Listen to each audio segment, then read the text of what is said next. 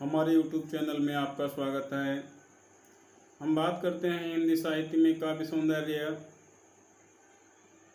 पर प्रकाश डालते हैं, जिसमें हम बात करेंगे उत्प्रेक्षा अलंकार की। उत्प्रेक्षा अलंकार क्या है? तो आइए हम सीधे सीधे बात करते हैं अलंकार के विषय में। उत्प्रेक्षा अलंकार क्या है? उत्प्रेक्षा अलंकार की परिभाषा क्या है? तो उत्प्रेक्षा अलंकार की परिभाषा, जहाँ उपमेय की उपमान के रूप में संभावना की जाए, जहाँ उपमेय की उपमान के रूप में संभावना की जाए, वहाँ उत्प्रेक्षा अलंकार होता है। जैसे सोहत ओढ़े पीतपटु श्याम सलोने गात, सोहत ओढ़े पीतपटु श्याम सलोने गात, मनो नीलमणि शैल पर आतप पर्यो प्रभात। वे भगवान श्री कृष्ण का श्याम शरीर उपमेय है और प्रातःकालीन सूर्य की रश्मियों से सुशोभित, सूर्य की किरणों से सुशोभित नीलमणि पर्वत उपमान के रूप में संभावना किए जाने से यहाँ पर उत्प्रेक्षा अलंकार है। उत्प्रेक्षा अलंकार के वाचक शब्द होते हैं जानू मानो, जानो मानो, मानो एवं। ये वाचक शब्द जो है इस अलंकार में जरूर आते हैं। उत्प्रेक्षा अलंकार के तीन भेद होते हैं। उत्प्रेक्षा अलंकार के तीन भेद हैं: वस्तुत्प्रेक्षा, हेतुत्प्रेक्षा, फलोत्प्रेक्षा। तो हम बात करते हैं वस्तुत्प्रेक्षा की। वस्तुत्प्रेक्षा क्या है? प्रस्तुत में अप्रस्तुत की संभावना व्यक्त की जाती है। प्रस्तुत में अप्रस्तुत की संभावना व्यक्त की जाती है, अर्थात उपमेय में उपमान की संभावना व्यक्त की जाती है, तब जो है वस्तुत्प्रेक्षा अलंकार होता है। उदाहरण है इसका, वहीं शुभ्र सरिता के तट पर, वहीं शुभ्र सरिता के तट पर कुटिया का कंकाल खड़ा है, कुटिया का कंकाल खड़ा है। मानो, मानो शब्द आया है इसमें, मानो बांसों में घुन बनकर सत सत हाहाकार खड़ा है।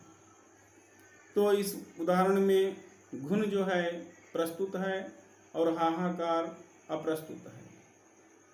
प्रस्तुत में अप्रस्तुत की संभावना की गई है, अतः यहाँ पर वस्तुत्प्रेक्षा अलंकार है। अब हम बात करते हैं हेतुत्प्रेक्षा की। हेतुत्प्रेक्षा अलंकार क्या होता है? हेतुत्प्रेक्षा अलंकार क्या है? जहाँ पर काव्य में, जहाँ पर काव्य में अहेतु में हेतु की संभावना व्यक्त की जाती है, अहेतु में हेतु की संभावना व्यक्त की जाती है, वहाँ हेतुत्प्रेक्षा अलंकार होता है। उदाहरण है इसका, विनय सुख नासा का धर ध्यान, विनय सुख नासा का धर ध्यान, बन गए पुष्प पलाश अराग। तो यहाँ पर ढाक के फूलों का जो वक्राकार होना, वक्र के आकार का होना स्वाभाविक है, घुमावदार होता है। तो इसमें नायिका की नुकीली नाक से उसकी जो है संभावना की जाए, यह हेतु नहीं है, अर्थात अहेतु है, और उसे यहाँ पर जो है हेतु माना गया है। अतएव अहेतु की संभावना होने से हेतुत्प्रेक्षा अलंकार है। अहेतु की संभावना होने से हेतुत्प्रेक्षा अलंकार। अब हम बात करते हैं फलोत्प्रेक्षा अलंकार। फलोत्प्रेक्षा अलंकार क्या है? जब फल में, जब अफल में, अफल में फल की संभावना की जाए, वहाँ पर फलोत्प्रेक्षा अलंकार होता है। उदाहरण है इसका, नित्य नहाता क्षीर सिंधु में कलाधार है, सुंदरी तवानन की समता की इच्छा से, सुंदरी तवानन की समता की इच्छा से। यहाँ पर बताया गया है कि चंद्रमा का प्रतिदिन क्षीर सागर में स्नान करने का उद्देश्य, चंद्रमा प्रतिदिन क्षीर सागर में स्नान करता है, उसका प्रतिबिंब बनता है।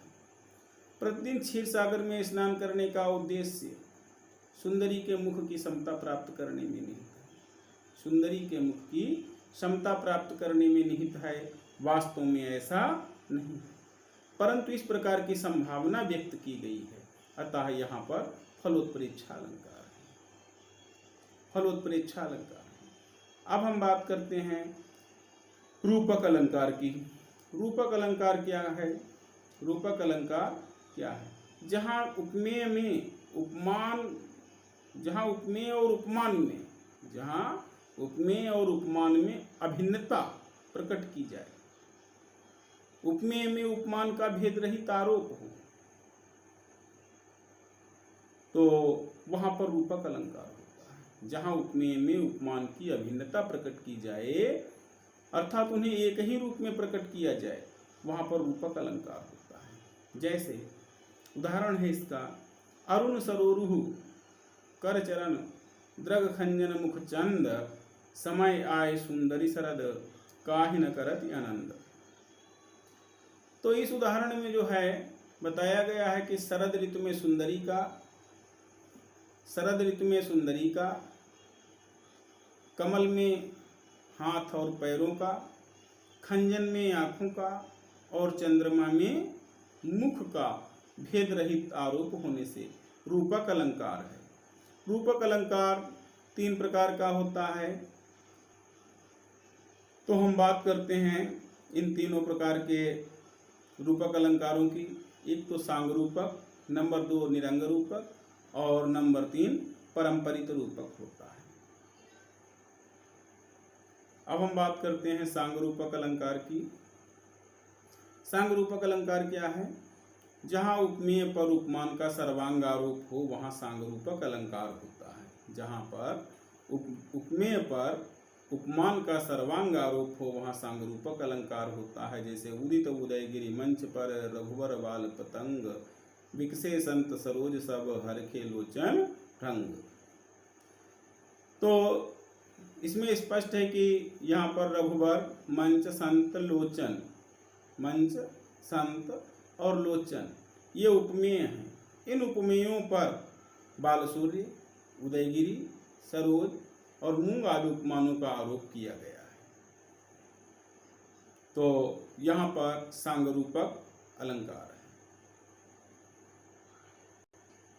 अब हम बात करते हैं निरंग रूपक की। निरंग रूपक अलंकार क्या है? जहाँ उपमेय पर उपमान का आरोप सर्वांग ना हो, जहाँ उपमेय पर उपमान का आरोप सर्वांग ना हो, निरंग रूपक होता है। जैसे कि 3 तुम संस्कृति जल निधि तीर तरंगों से फेंकी मणिये। तो इसमें संस्कृति जो है संसार, जलनिधि सागर, तो संस्कृति पर, संसार पर जलनिधि सागर का आरोप है। इसमें संसार पर सागर का आरोप है, लेकिन अंगों का उल्लेख न होने के कारण यहाँ पर जो है निरंग रूपक अलंकार है। अब हम बात करते हैं परंपरित रूपक की। जहाँ एक रूपक दूसरे रूपक पर अवलंबित हो, जहाँ एक रूपक दूसरे रूपक पर अवलंबित हो वहाँ परंपरित रूपक होता है। जैसे बंदों पवन कुमार खलवन पावक ज्ञान घन। तो इसमें पवन कुमार जो है उपमेय है, पावक अग्नि उपमान है। उपमेय पर उपमान का आरोप इसलिए संभव हुआ है, पवन कुमार पर अग्नि का आरोप इसलिए संभव हुआ है कि खलों अर्थात दुष्टों को घना वन बताया गया है। दुष्टों को घना जंगल बताया गया है, घना वन बताया गया है। अतः एक रूपक खलवन तथा दूसरा रूपक पवन कुमार रूपी पावक निर्भर होने से यहाँ पारंपरिक रूपक है। उपमा और रूपक अलंकार में अंतर क्या है? उपमा अलंकार में उपमेय और उपमान में समानता स्थापित की जाती है। उपमा अलंकार में उपमेय और उपमान में समानता स्थापित की जाती है, किंतु रूपक में दोनों में अभेद स्थापित किया जाता है। उपमेय और उपमान में अभेद स्थापित किया जाता है। जैसे मुख चंद्रमा के समान है, मुख चंद्रमा के समान है, तो यहाँ पर उपमा अलंकार है। मुख चंद्रमा के समान है, चंद्रमा के जैसा है, इव तो उपमा है। लेकिन रूपक में मुख चंद्रमा है, मुख चंद्रमा है, तो यहाँ पर रूपक अलंकार। अब हम बात करते हैं प्रतीप अलंकार की। प्रतीप अलंकार क्या है? प्रतीप शब्द का अर्थ होता है उल्टा। प्रतीप माने उल्टा। अतएव जहां उपमेय का कथन उपमान रूप में और उपमान का कथन उपमेय के रूप में किया जाता है, उपमेय का कथन उपमान के रूप में और उपमान का कथन उपमेय के रूप में किया जाता है, वहां प्रतीप अलंकार होता है। वहां प्रतीप अलंकार होता है और यह अलंकार जो है ठीक उपमा अलंकार का उल्टा होता है। उपमा अलंकार का उल्टा होता है। जैसे मुख चंद्रमा के समान है, इसमें उपमा अलंकार है। मुख चंद्रमा के समान है तो इसमें उपमा अलंकार है। लेकिन इसमें क्या होता है? प्रतीप अलंकार में चंद्रमा मुख जैसा है, चंद्रमा मुख के जैसा है, तो यहाँ पर प्रतीप अलंकार होता है। प्रतीप अलंकार उपमा का ठीक उल्टा है, ऐसे समझ लीजिए, आसानी से समझ में आ जाए। अतिशयोक्ति अलंकार की अब हम बात करते हैं। अतिशयोक्ति अलंकार में उपमेय को अत्यंत बढ़ा चढ़ा करके उपमेय का वर्णन किया जाता है।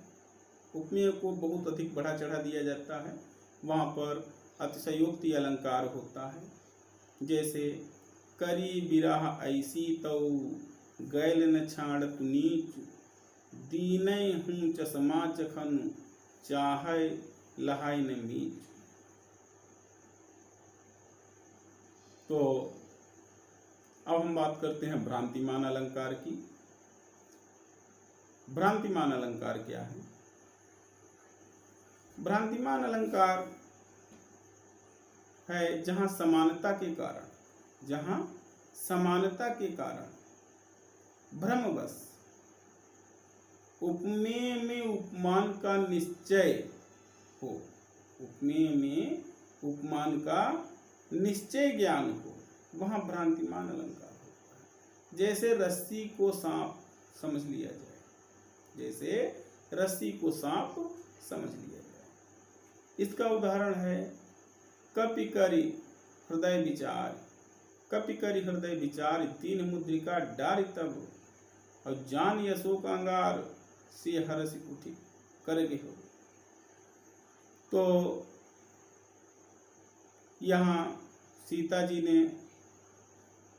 श्री राम की हीरक जड़ित अंगूठी को अशोक वृक्ष द्वारा अंगारा समझ करके उठा लेती हैं, अशोक वृक्ष का अंगारा समझ करके उठा लेती हैं। तो अंगूठी उपमेय जो है उसमें उन्हें अंगारा उपमान का निश्चय हो जाता है, इसलिए यहाँ पर भ्रांतिमान अलंकार